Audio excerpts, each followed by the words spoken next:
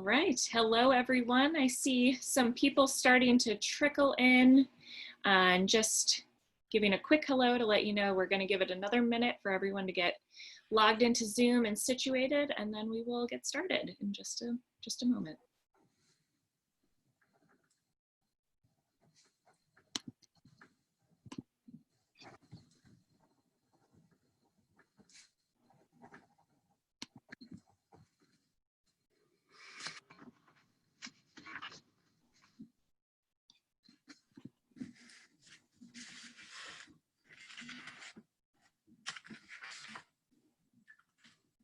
I just mislaid a piece of paper I need.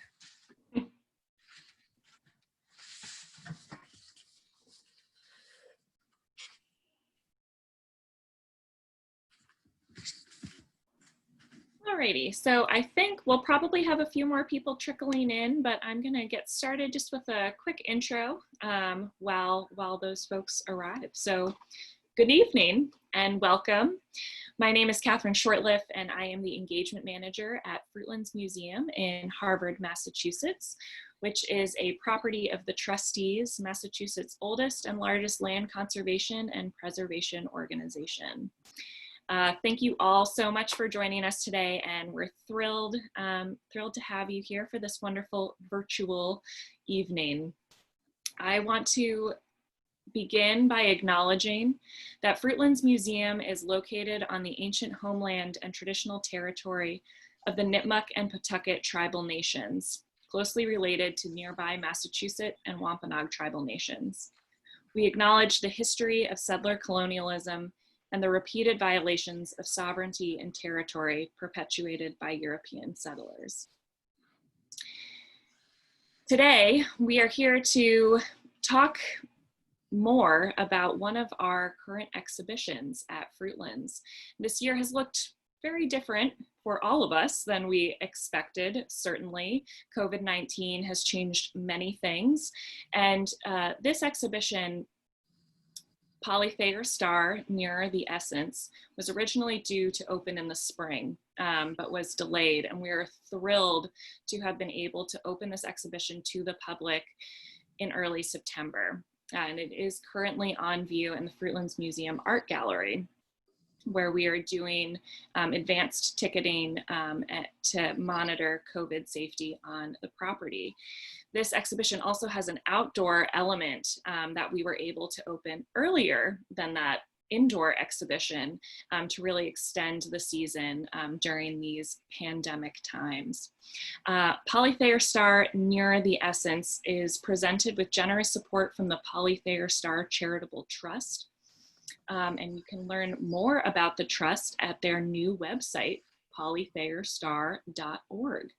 And I will also put that link in the chat box for you all in just a moment. Before we get started today, I also wanted to take a moment to share hot off the presses that we have a brand new exhibition catalog for this exhibition that is now available both in person and online in our museum shop. That's another link I'll add to the chat box. And this catalog, you can see here, gives wonderful images from the exhibition and also includes an essay, What Being a Quaker Meant to Polyfair Starr as an Artist, a Friend's Reflection, by this evening's wonderful presenter, Annie Starr, which is a great transition into the topic of the day. I am pleased to introduce Annie Starr. Annie is a resident scholar at Brandeis University's Women's Study Research Center. She has devoted her career to exploring the intersection of art history and education in theory and in practice. Her long-standing research combines both fields, a multidisciplinary study of the life and work of Ellen Gates Starr, co-founder of Hull House Settlement in Chicago. Among other positions, Annie Starr has been the founding chair of education studies and associate professor at the Quaker College of Art and Design in Washington, D.C., head of education programs at the American Association of Museums, director of the Arts Management Program at American University, visiting professor in American art history at the University of Virginia. She's been a practicing museum educator for more than 30 years, starting as curator of education at the Winnipeg Art Gallery in Canada. She created the guided looking method called Exercises for the Quiet Eye, practiced in museums, schools, and campuses nationally. And also, I want to mention the launching point of a journal, Art and Nature, an exploration journal, which we created in collaboration for this exhibition. And this is available for free to our guests when they come to Fruitlands.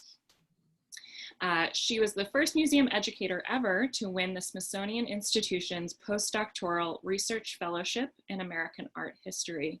Her dissertation, tracing the intellectual history of themes in gallery tours back to the 18th century, won her a National Graduate Fellowship from the U.S. Department of Education. Later, she represented the museum field in the first ever federal policy paper on lifelong learning, Building a Nation of Learners. Very quickly, before I pass it off to Annie, I wanted to also mention that we will be doing a question and answer session at the end of the talk.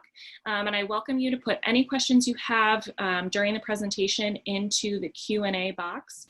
And then I will come back on screen at that time to help facilitate and ask those questions to Annie. So without further ado, I hand it off to you. Thank you so much, Catherine. And thank you all of you for coming. You know, great distances through the ether, some of you short distances. It's a great pleasure to be here. My original involvement with this project, with Thayer Starr, Nearer the Essence, didn't have to do with the exhibition, actually. It had to do with the exploration trails, which Catherine told you about. A walking trail with a journal and a number of stations where one could stop and engage in different kinds of creative and meditative looking. And that came out of my method called Exercises for the Quiet Eye. Once I got involved with the project and discovered that I was looking really closely at the works of art and that seeing was really important both to me and to the exhibition, it was only one more step to discover that Polyfair Starr was a Quaker, as am I, and I decided to, with the invitation of the team, to be a little bit more involved, and that led to the essay, and that led to this talk tonight. So this is a topic very close to my heart.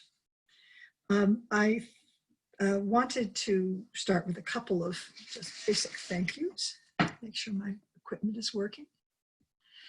To say this talk comes as a response more than a commentary, a response to the exhibition, Polyfair Starr, Nearer the Essence. And I thank Christy Jackson and Catherine for bringing me in on this project.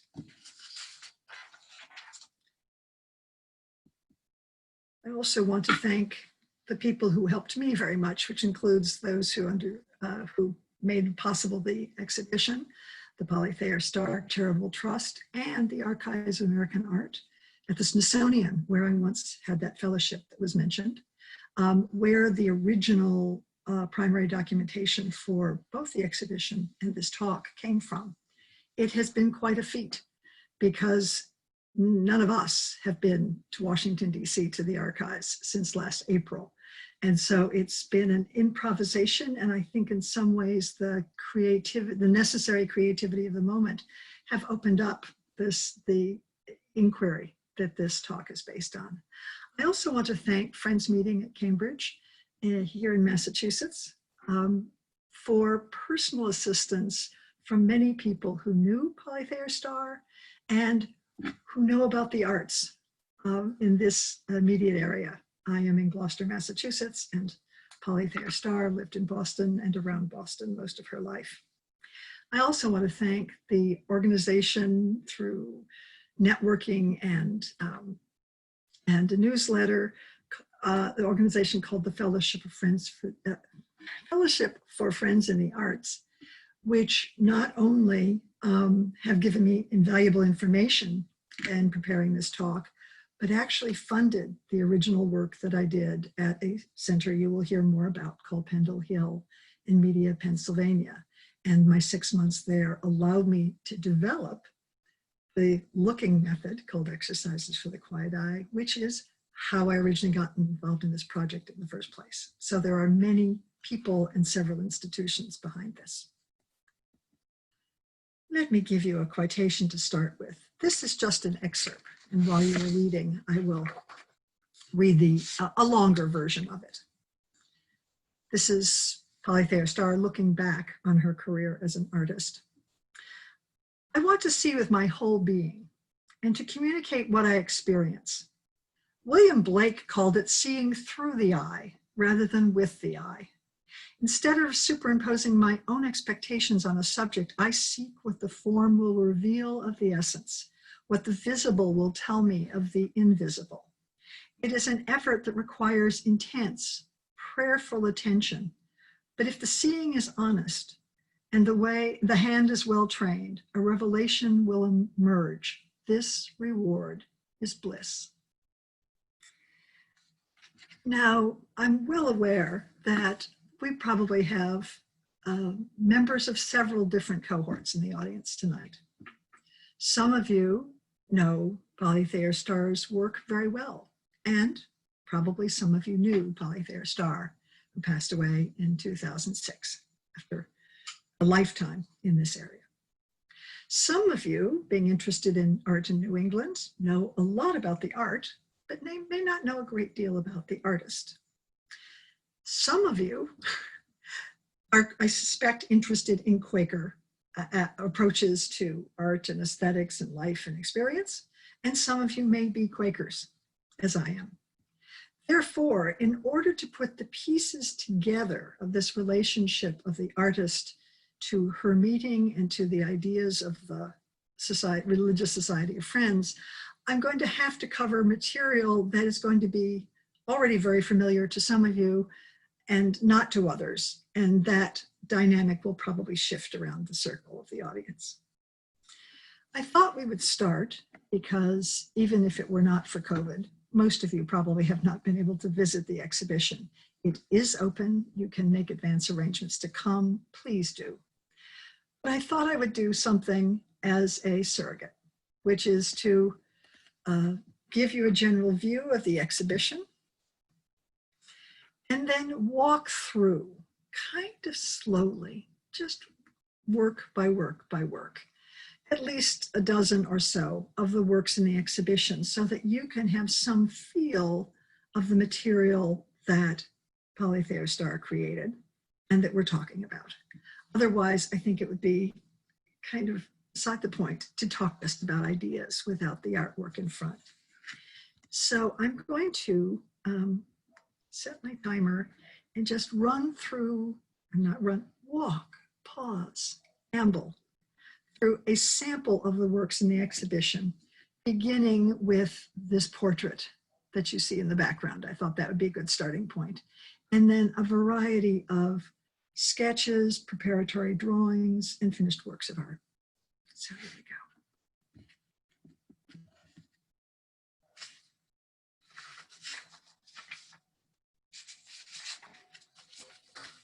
I will say that you will see most of these works again, and they will have their captions.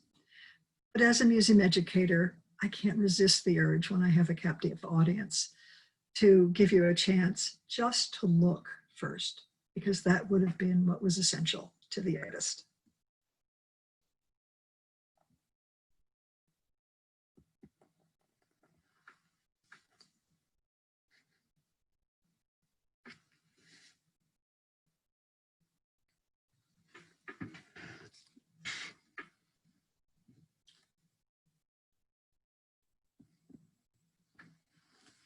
I should also say I left the frames on the images so you would have some feel of seeing them in the gallery.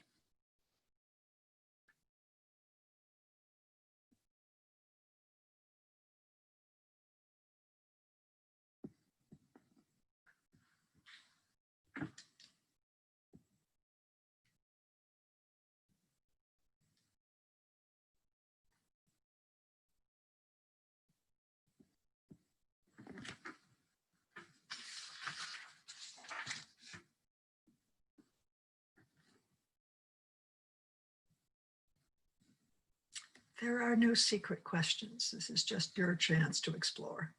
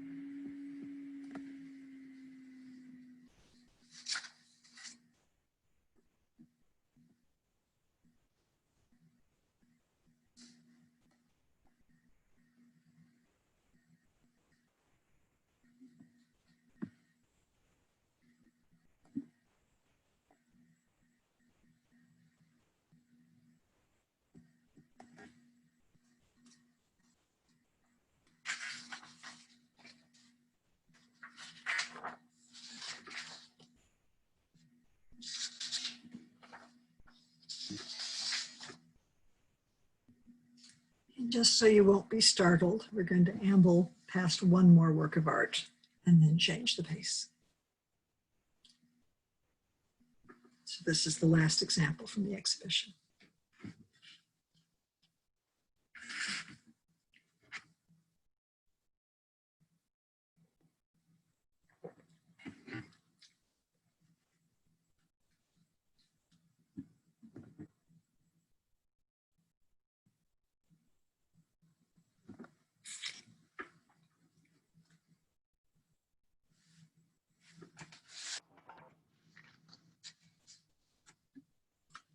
And then I'd like to give you a little bit of an artistic professional introduction to Thayer Starr before we go more deeply into the topic of the evening. Thayer Starr was born into a well-off family in a fashionable neighborhood in the Back Bay of Boston and lived 102 years in this area. Around age 20, she started her classical training as an artist, first at the School of the Museum of the Fine Arts in Boston, then through a variety of highly regarded, mostly Boston artists. She studied at the Académie Colarossi in Paris, quite famous institution. And then rather different kind of place at the Art Students League in New York. Late in life, for those of you who are interested in contemporary art, she was a student of Hans Hofmann, an abstract expressionist painter, as well. So she had a very wide training and explored many different avenues of art. In general, her work, especially into the middle of her career, young years and into the middle of her career, was characterized, it was respected, recognized as being part of an admired, fairly classic approach to realism, gradually moving into a more fluid modernism. She was particularly admired for her use of intense expressive color, as in this self-portrait of herself in her 20s, the Algerian tunic, and the expressive qualities of her very defining, clear, expressive line, as in this portrait of her very dear friend, May Sarton, the poet, which is now at the Harvard Art Museums. So this gives you a sense of her work, especially in portraiture, which was much of her most public work in her commissions. It's not most of what we're going to talk about tonight. In 1932,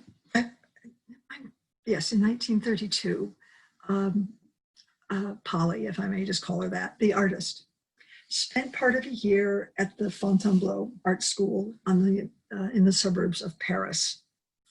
And while she was there, she was exploring how to find a direction for both her creative life, her creativity, her career, and something deeper. And one night, having been out and about, she experienced what most of us would call, an explosive conversion experience. It's not language Quakers would use. This is just a bit of her account of that evening in her memoir written in the 1990s. But I thought I would read you the longer passage about it because there's a great deal in it. One summer, while studying painting at the American School in Fontainebleau, I had an experience, a sort of cosmic dream, which gave impetus to my search for God. I was 28 at the time.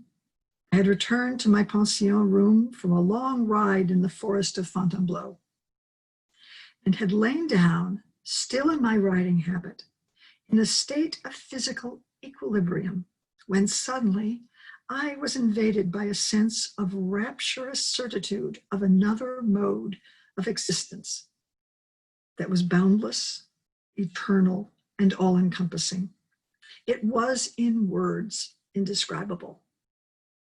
The only simile that ever occurred to me afterwards was that of being on a railway train carried irresistibly to a sure destination.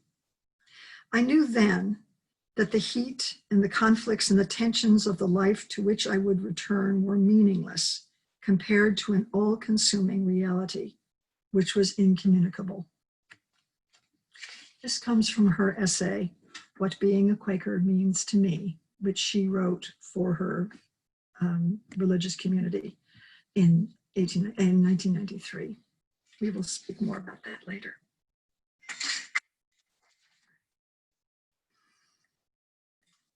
So Polly came home from her travels. She explored at least one well-known mystical community, that of, I can never say his name, Gurdjieff, who was based in Fontainebleau, and explored sort of what kinds of conventional or unconventional religious direction she might want to take. Came home, not yet settled, and set out, first in New York and then back in Boston, to find herself a religious community, because she had been counseled by a famous preacher in New York, that if one is serious about spiritual development, you can't go it alone, and that you need to find a community that holds you to the discipline and the motivation to carry in that exploration. She was also advised more than once by friends with whom she spoke to this, that she was either going to find herself a Catholic or a Quaker. She knew about a good deal about Catholics, and that did not attract her. And she knew nothing about Quakers. And so in the on her return in the early 1930s, she went to visit a Quaker meeting and immediately found herself at home there. So she found it out of spiritual kindred affinity. To be an artist in the 1930s or the 1900s or the 1800s as a Quaker was not a natural match, so that her reason for joining the Quaker community was personal and spiritual, and not driven in any way by her artistic goals, though she found the home for that artistic exploration in this community. I'd like to say a little bit about Quakers and their attitudes to the arts. It's a cliche among Quakers and beyond, those who are interested, that Quakers were very much against art. It is very difficult to talk about any principle or practice among Quakers for a variety of reasons.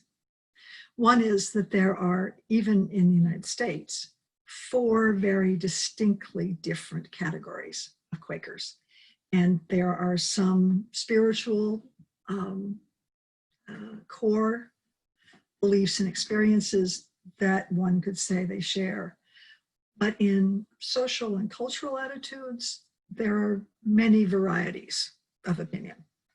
So when I'm speaking about the attitudes of Quakers to art, visual art in particular, I am having to oversimplify drastically.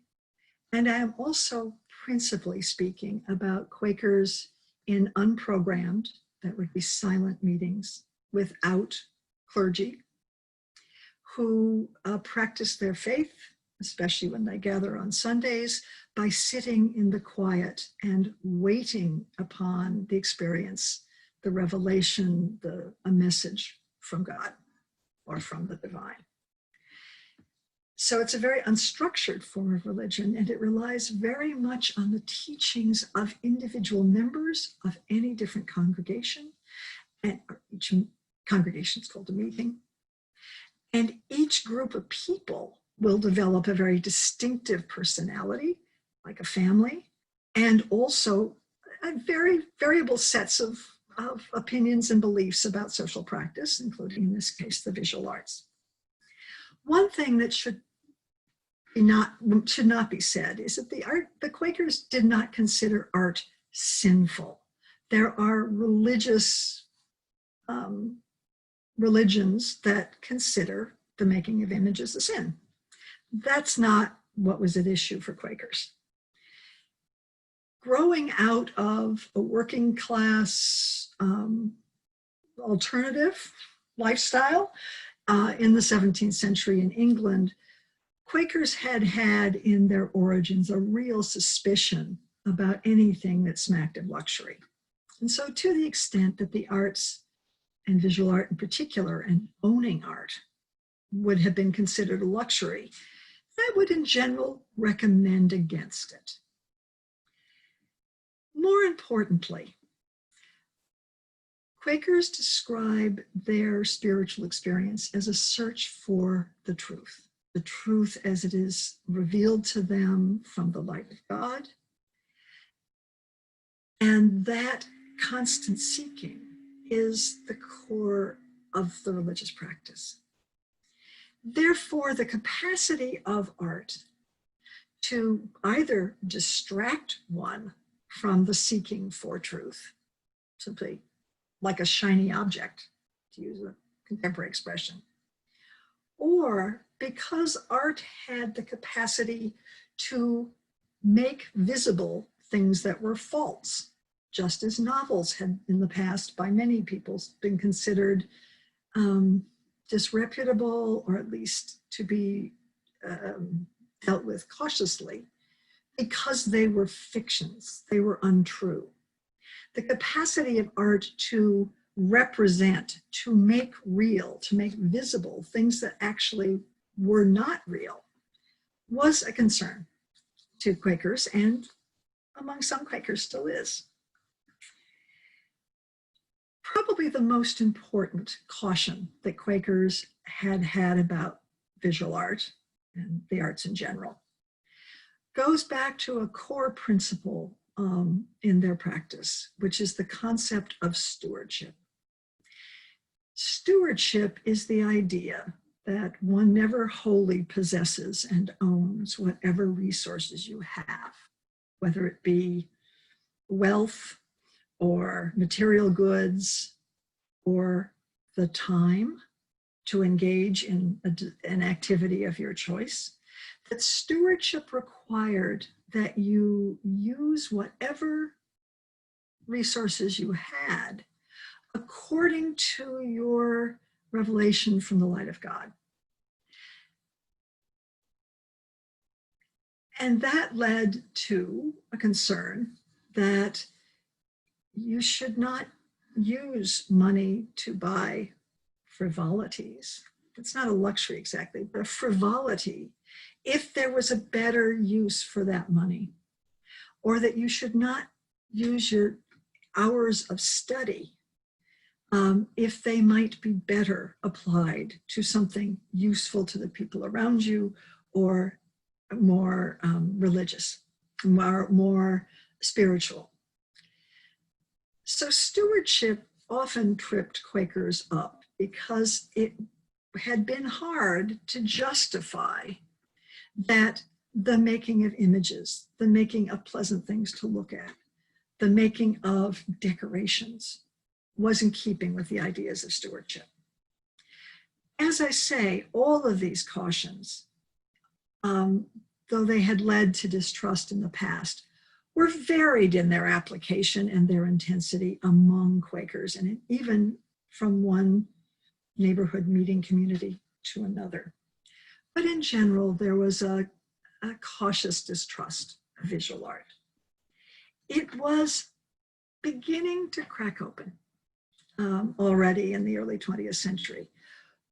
But the tradition into which Polyfair Starr moved as an already established professional artist with a reputation into a Quaker meeting could have put her at odds with the part of herself that joined the Friends meeting at Cambridge because it felt like such an absolutely appropriate, natural, spiritual family home for her. That's not what happened. And the point that I want to make as we look at some of her artwork this evening is that she didn't sidestep, she didn't carry on a partitioned life as an artist on one hand and as a religious person on another. She didn't keep secret her love of the arts. Rather, she found a way of practicing her art right down to the first marks with a pencil and the way that she would look to see things.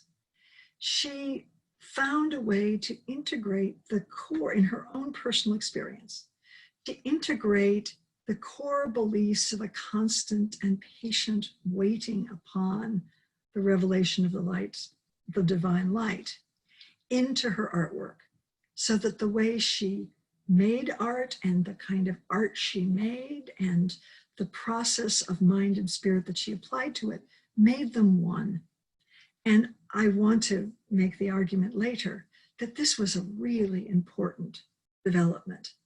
She was not, she wasn't broadcasting it, but anybody who met her who might have doubts or desires for more art in a Quaker life would have found somebody who stood for the possibility of doing it in the spirit.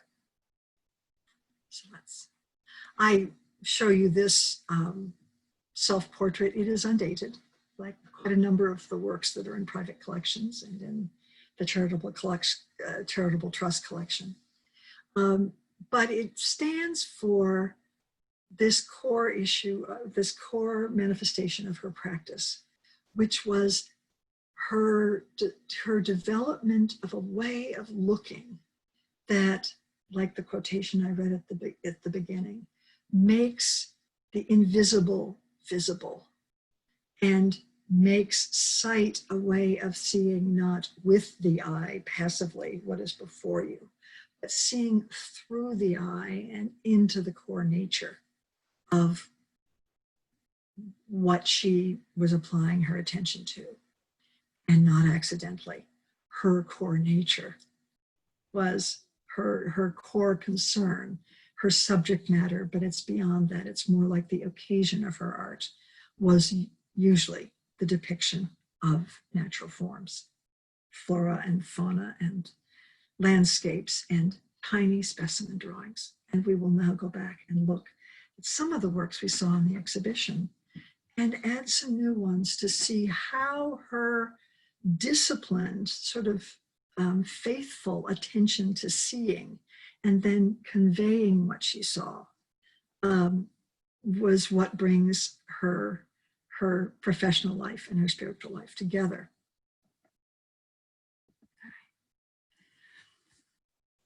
In 1940, Thayer Starr formally joined the Friends meeting at Cambridge. And the way one joins a Quaker community is to join a specific community. It is a deliberative, meditational process with a group who embrace you and support your interest, listen to see that this seems true to your heart, and then support you into the entry into a single community, and then those communities interacted with each other. Notably, Polly was a member of the Friends meeting in Cambridge. I'm afraid I made a typo. It's the Friends meeting at Cambridge for nearly 65 years. Extraordinary, 65 years. It's extraordinary tenure in a meeting. And it shows sort of how fundamentally a right it was for her. I give you this image of what it would be to go on a Sunday and sit with your community in quiet and waiting upon inspirations, messages, the light that could come from God, and then members of the meeting on that first day, on that Sunday, would rise and speak to each other of what they were receiving from the divine.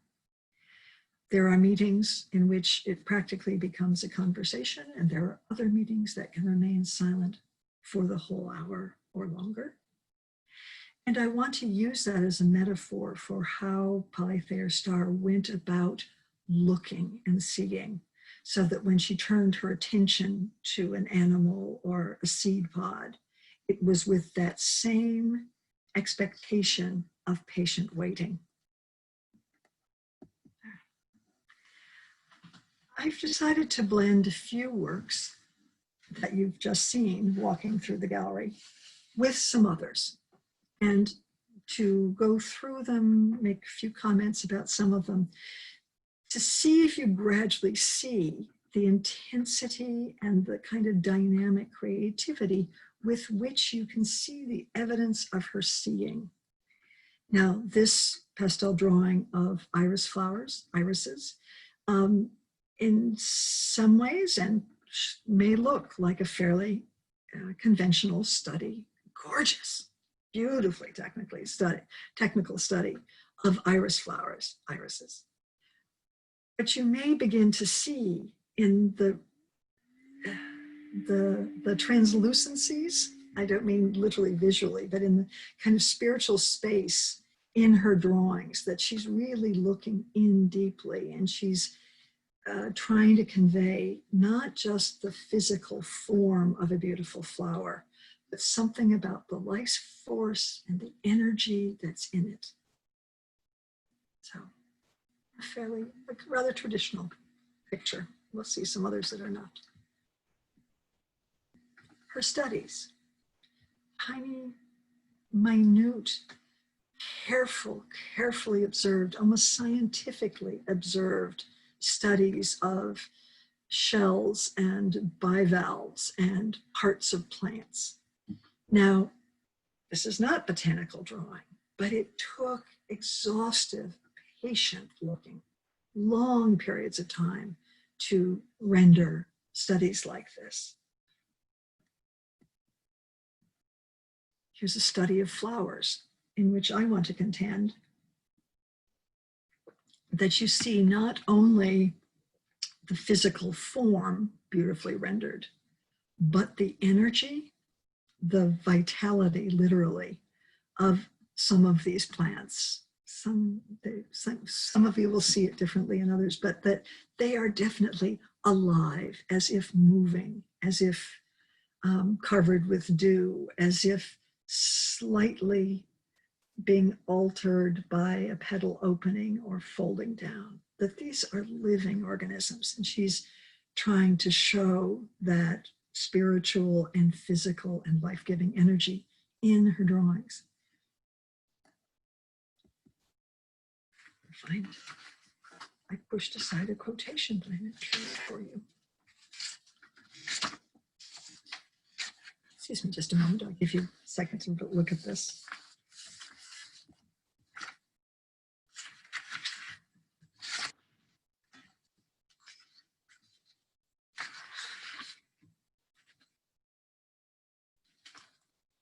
So sorry, I mislaid what I meant to read.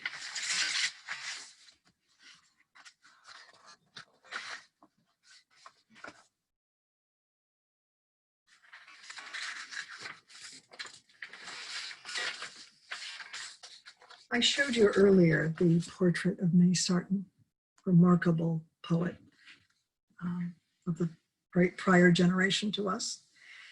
I was honored to know her in my first year's teaching. Very important figure in New England as an intellectual and as a poet and a very close friend of Polyfair Starr's. Polly liked to recite this quotation, and she wrote it onto some of her drawings. Oh, I'm sorry. This is, I've just confused. I'm going to read two quotations. First from May Sarton, from her journal on solitude. If one looks long enough at almost anything, looks with absolute attention at a stone, a cloud, the bark of a tree, something like revelation takes place. Something is given, and that something is a reality outside of the self, in the sense of losing oneself in admiration and joy. So this is Thayer Starr quoting her friend May Sarton. And then a maxim that she often used from Simone Weil. Absolute attention is prayer. You will see that studies, particularly of thistles, had a particular meaning to her, but I thought I would pair it with the flowers I just showed you to see something animating in her drawing that is beyond the lines and the shapes of this spherical pod.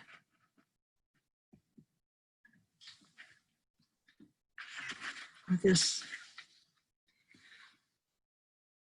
study down to the minutest of points, this study of the carcass of a lobster.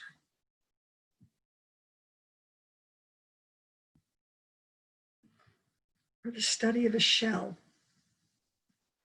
I don't know that she drew it, in fact, on the sand, but she has suggested that it is in its natural habitat near the water's edge. This could be literally the case when she sat to draw it, or it could be on her table and she has given it a beach, a coastal setting.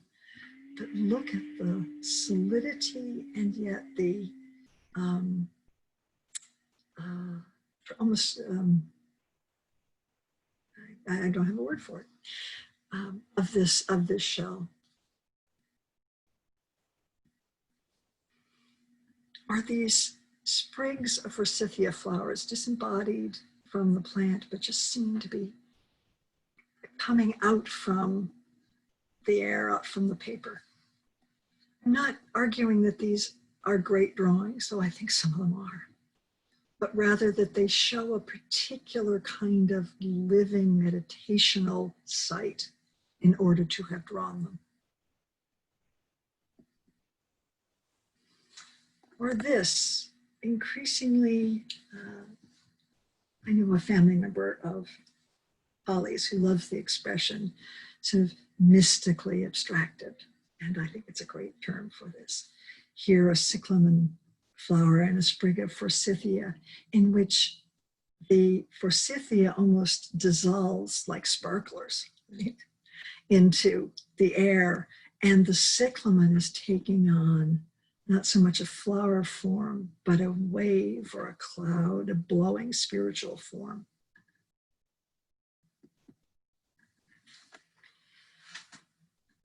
Thayer Starr didn't just look at nature. She also integrated symbols and phrases, excerpts from poetry into her works of art. And this is the first of those. This is in the exhibition. I recommend you go see it. The Mystical Circle, which is also a study of a gladiola.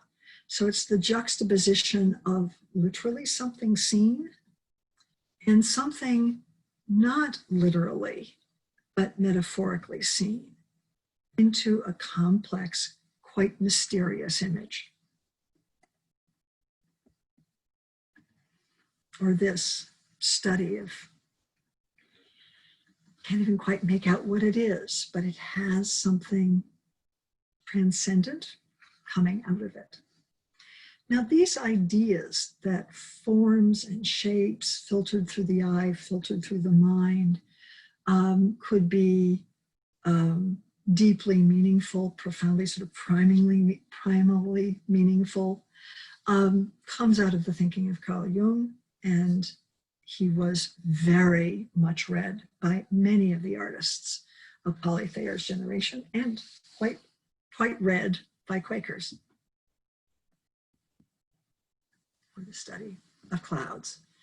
It's either just a very virtuoso sketch of clouds, or there is something else that comes from this especially patient sight.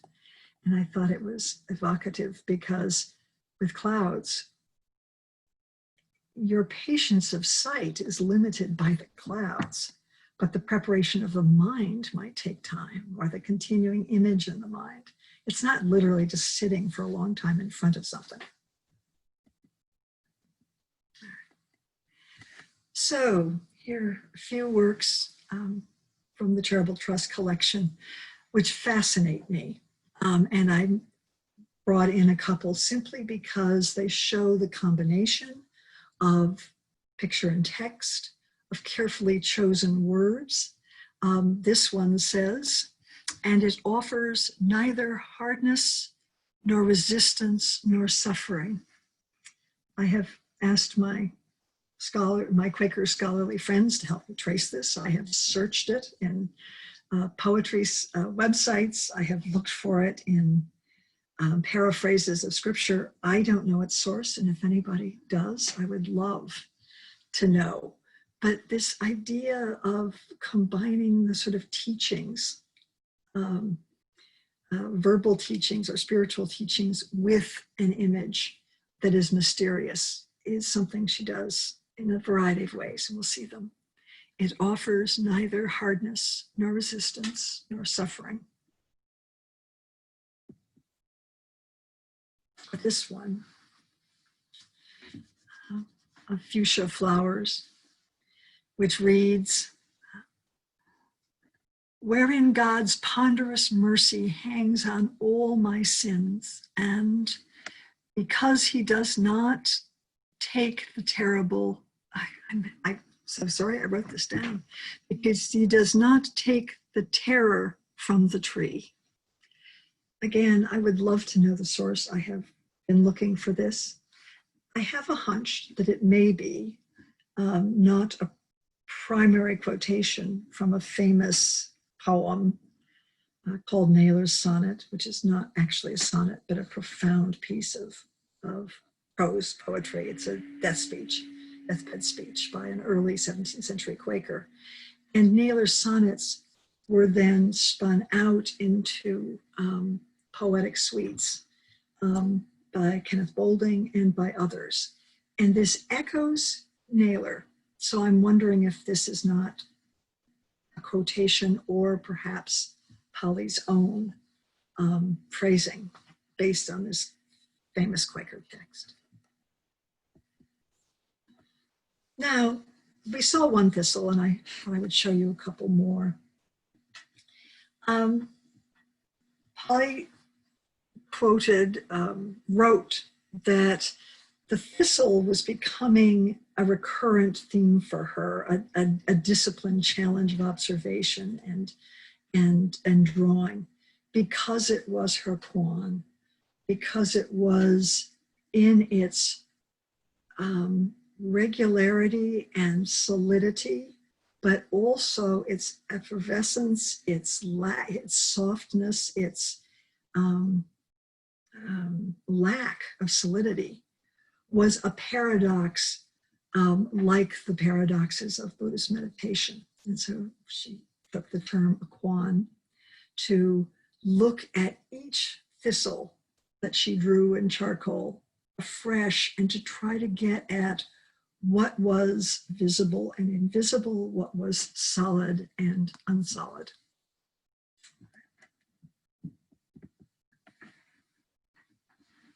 Another more fully developed example of just tireless drafting. This is a mixed media drawing onto which Polly has written a quotation from Robert Louis Stevenson. And I want to make a point here, because what hers reads is that life has room for love and death and thunder and dew, that all the sinews of hell slumber in summer air, and the face of God is a rock, but the face of the rock is fair. Polly loved poetry. Her friendship with May Sarton was only one of those many connections. She wrote poetry. She collected little bits of poetry, phrases, whole poems written out or typed out that are in her artistic file, her arts files from her studio at the Archives of American Art. There was poetry in her life throughout her life. And she was known around the Quaker meeting and elsewhere to recite poems that were, appropriate to the leadings of the meeting or the conversation she might have.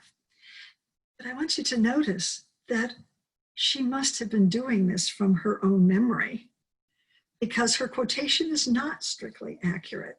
It's not exactly what Robert Louis Stevenson wrote. And I don't point this out to say that it's an error, but rather to say that it was incorporated into her knowledge, into her spiritual life. And so she's writing it out from memory as she would recite poetry. The face of God is a rock, but the face of the rock is fair.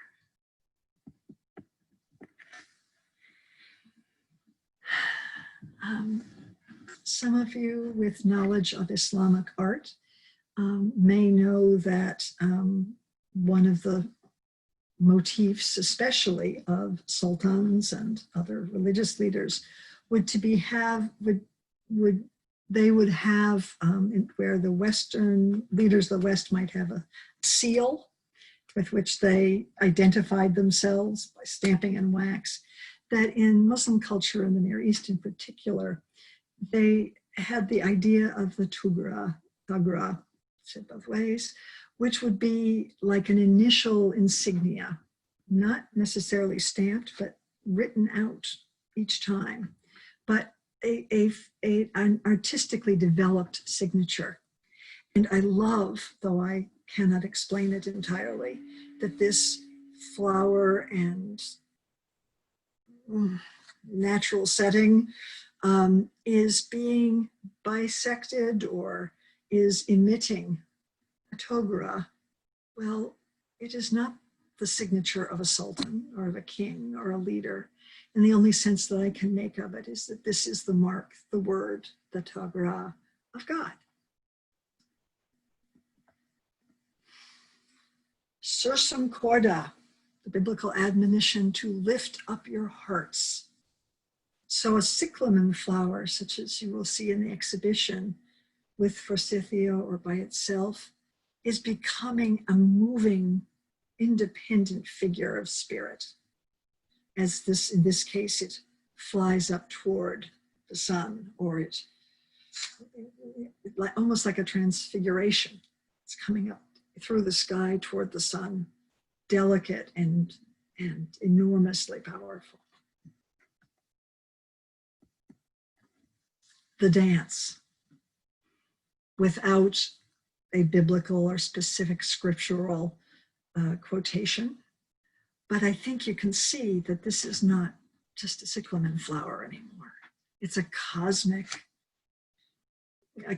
setting for a living form. The burning bush. This I realized I wrote a credit line and then I edited out by accident, I think. The burning bush is in the collection of the DeCordova Sculpture Park and Museum in New Hampshire. It's a wonderful thistle form, you know, flying or giving off its energy into an indefinite universe. The burning bush, of course, is the allusion, the reference to the bush that grew on Mount Horeb that God prepared to be there for Moses, so that Moses would know that he was in the presence of an authoritative power beyond himself, that he was in the presence of God, and that God's calling to Moses to give the law in the Old Testament was a calling from a force that can both burn bright and not be consumed. So this is her interpretation of the burning bush out of a tiny specimen and the development of a tiny specimen drawing of a thistle.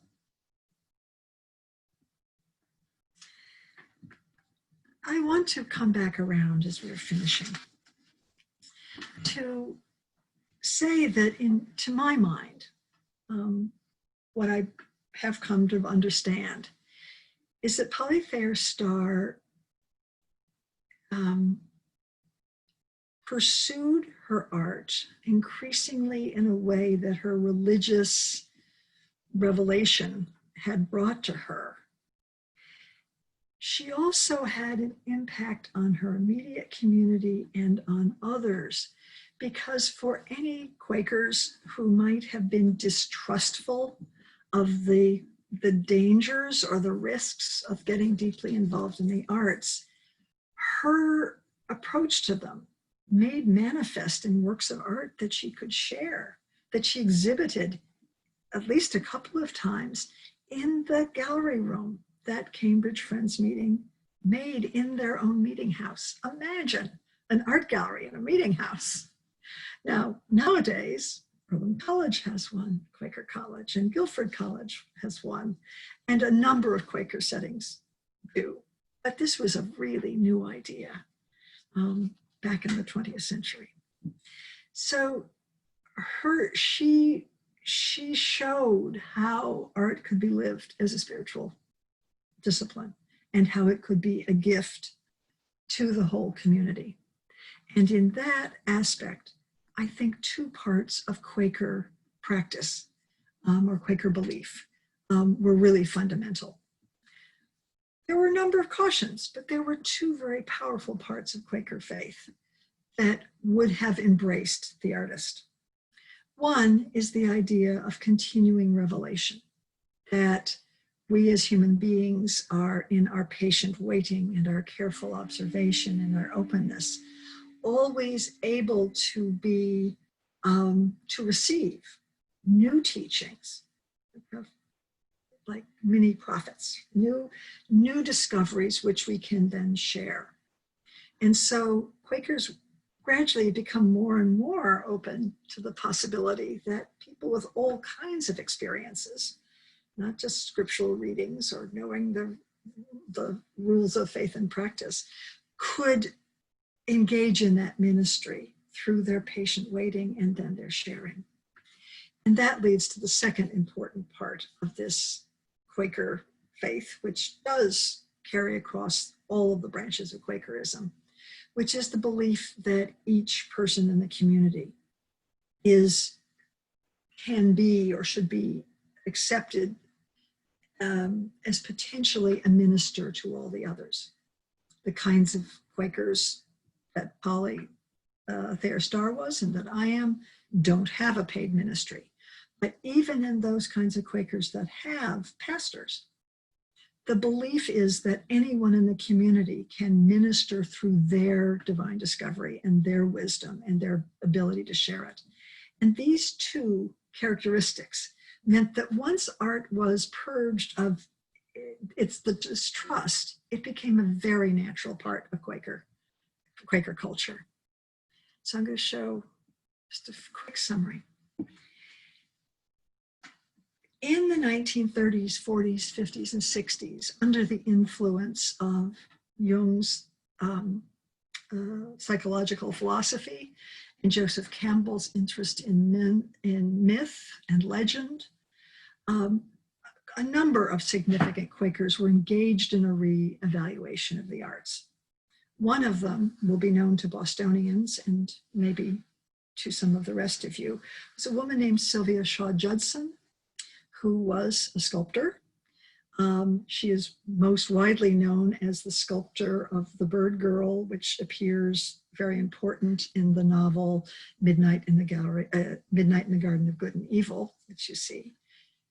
She also is the sculptor of a famous statue out in front of the Boston State House, and there are renditions elsewhere of Mary Dyer, who was a Quaker martyr who was hanged just across from where her statue is on Boston Gardens. She was in Illinois, but she was influential because she wrote a little book, a little meditational book, to encourage friends and others to slow down in their looking, to open their spiritual awareness when they looked at art, to be more receptive to art, and to do it in a way that was in keeping with their spiritual practice. So this book was doing the rounds in the 1950s, 60s, and 70s. Another important figure I cannot find a picture of. She was pretty important. Her name was Dorothea Johnson Blum, who was a convinced Quaker that has joined Quakers in her adulthood from Upper New York State, who was a teacher and an art teacher and wrote very important treatises called pamphlets that were published by the Pendle Hill Retreat Center that I mentioned earlier, which were read widely by Quakers and by others and integrated Jungian thinking, mystical thinking, artistic education, Campbell's theories, and modernist ideas of the spiritual and art, and made those accessible through many publications and through her teaching. She led studio art programs at Pendle Hill, about which more in a moment. Another important figure was Fritz Eichenberg, who was the lead illustrator for The Nation magazine and taught at the Pratt Institute and at the New School for Social Research in New York. He was a refugee of the Nazi Holocaust who became a Quaker in 1940 and also published a series of 2 important pamphlets and other writings about art and faith. not just for Christians, but as a Quaker, he was best known among Quakers. His artwork was, he was a very accomplished woodblock printer, and he published a great many works of biblical illustration, and also through his social justice work, depictions of Jesus in our midst, or the plight of the hungry and the homeless, and brought that aspect of Quaker social justice work and charity shared by many religions to a public audience and to Quakers. I've mentioned Pendle Hill, and so I simply want to say that when the COVID is over, I'm going to go researching the life and work of Sylvia Shaw Judson at the Chicago History Museum, Eichenberg in New York, Dorothea Blum, whose papers are at Swarthmore College, because I do know that each of these characters, including Polyfair Starr, had at least some experience attending retreats, not necessarily artistic retreats, or teaching spiritual practice and the arts at Pendle Hill starting in the 1940s and 50s. And there's something there about this generation of psychologically sophisticated, philosophically modern, spiritually very deep people who were changing the environment that they lived in. So I want to look at just some of what these people, and Polly through her individual example and the rest as teachers, have brought us. So a quick little run through, not as slow as at the beginning. Pendle Hill is in Wallingford, Pennsylvania. It basically abuts up against Swarthmore College. But here is a work by Jessie White, who, imagine this couldn't have existed in the past, is the arts and spirituality coordinator, teacher and studio facilitator for spiritual practice at Pendle Hill. And here's one of her works. Jennifer Elam, who writes and does a great deal of work about health and mortality, and has published her own Pendle Hill pamphlet very recently. Mitch Ryerson, who those of you in the Boston area will know because he's designed many of those absolutely fantastic wooden children's playgrounds, which grace several of our suburbs, and is a carpenter sculptor of wood. These are two examples of his wave bench at Fresh Pond near here in Boston, and the poetry benches, which are at Forest Hill. And Forest Hill is where Sylvia Shaw Judson started the Quaker meeting. And Mitch Ryerson is her grandson. Joanna Axtman from my meeting, Natural Inheritance and the Golden Dome. May Hasbrook, now living in Maine, who does installations having to do with Native and Indigenous culture and their relationship to Quaker spiritualism.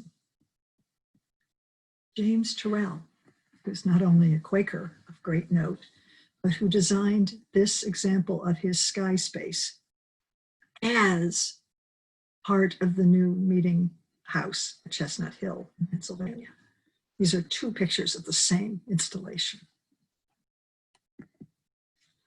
Bonnie Zimmer, a photographer. And I want you to look quickly at the, or last, if you will, sort of fill your eye with that study in green.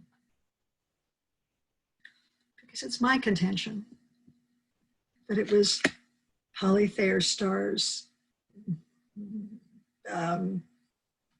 going forward, her being the pioneer, and the others around supporting the idea of a new approach to the arts, that gave impetus and opened the doors for the generation that has followed. So Clouds, which you've seen, The Rock,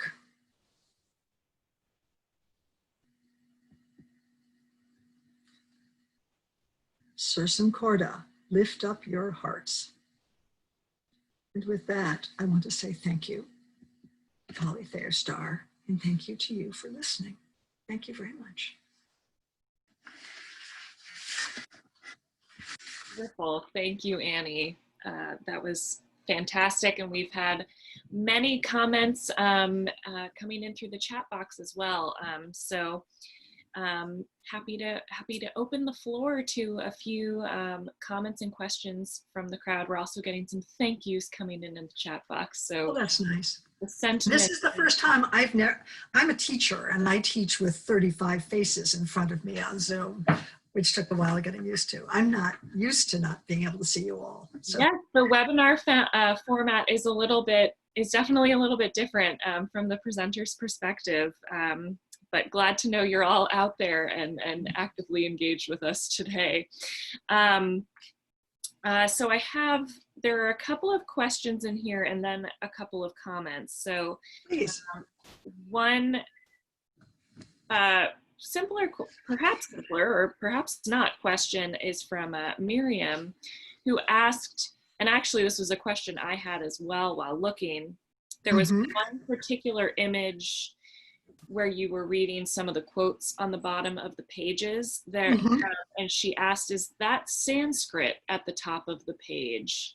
Yes, it is. And I could do no more except show it to a friend of mine who said, yes, it is. Okay.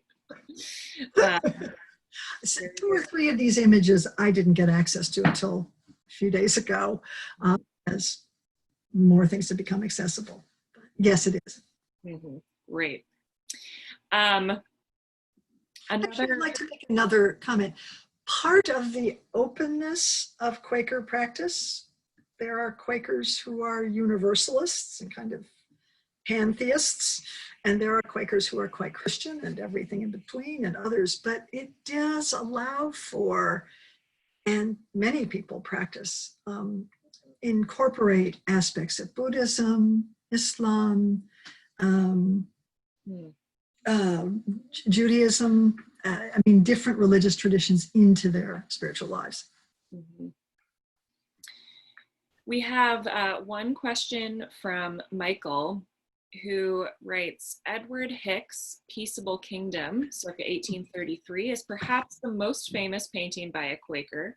What is the relationship of Hicks and Polyfair Starr a century later?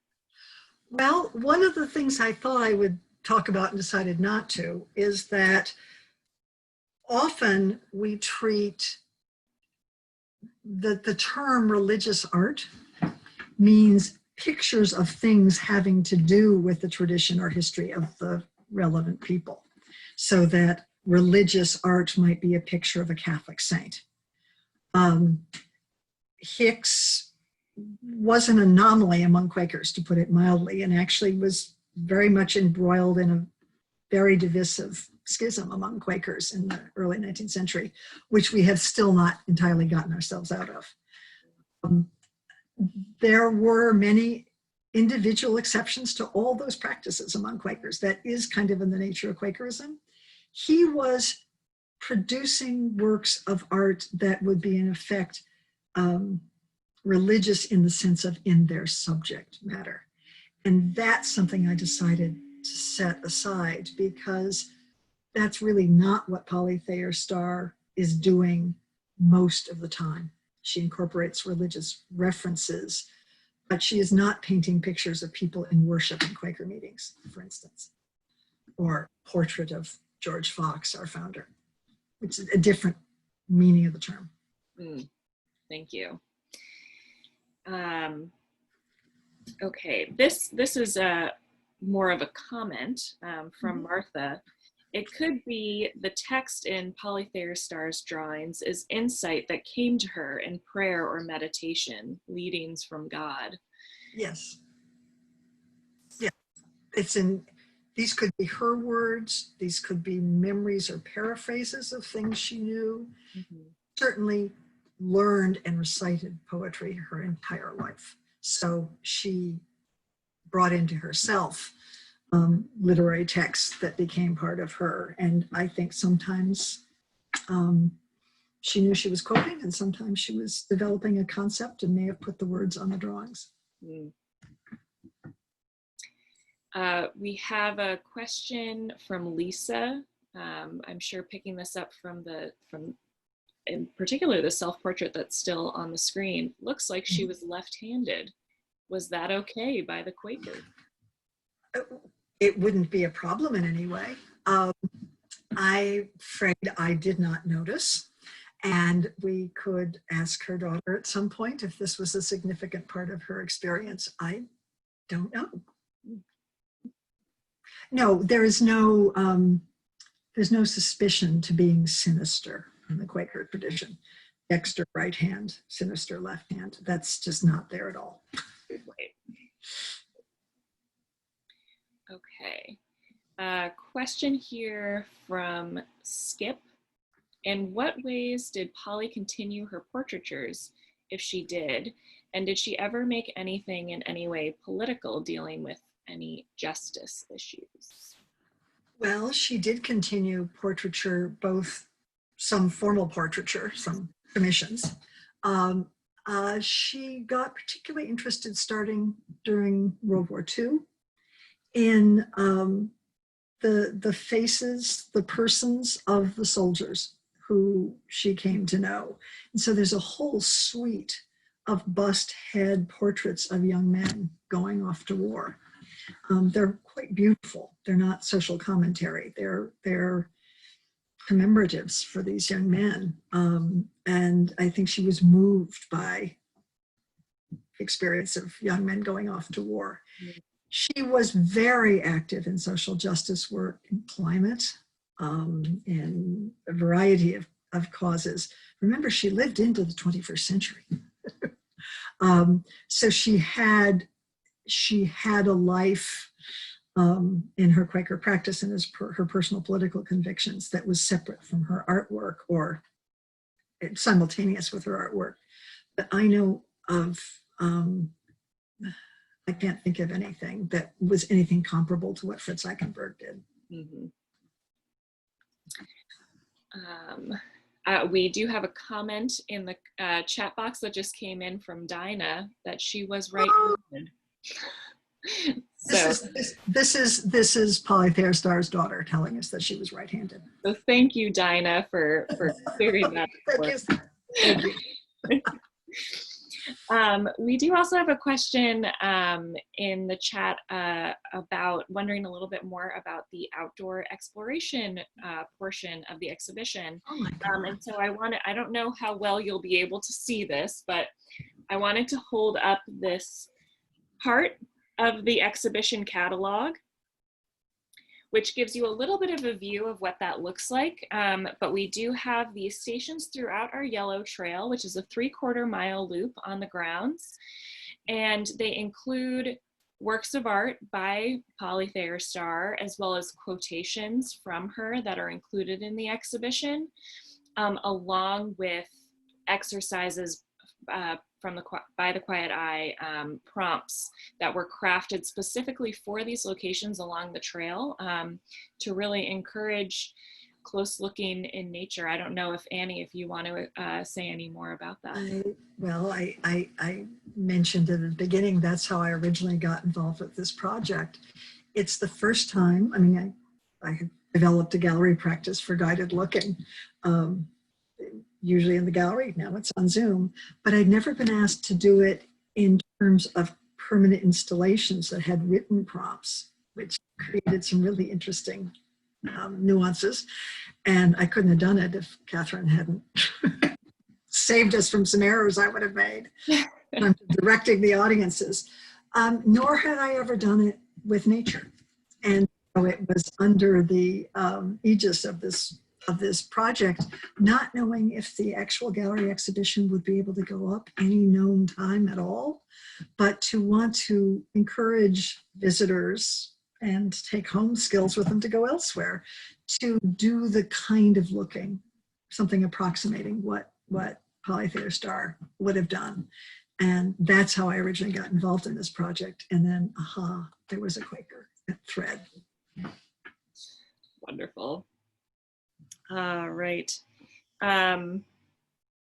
that one. Okay, so I do see that we have slightly gone over our time, which is, of course, And wonderful. I slightly went over my time. Well, it's always great when the conversation is flowing, and we don't want to stop that prematurely, but I will. I think that was a nice way to kind of bring our time together this evening to a close. If anyone does have follow-up questions, my email address was included. I either sent you directly a confirmation email that got you to this program, or you got an automated response from our registration that included my email address in it, which is cshortliff@thetrustees.org. And I'd be happy to answer any other questions or pass them along as well.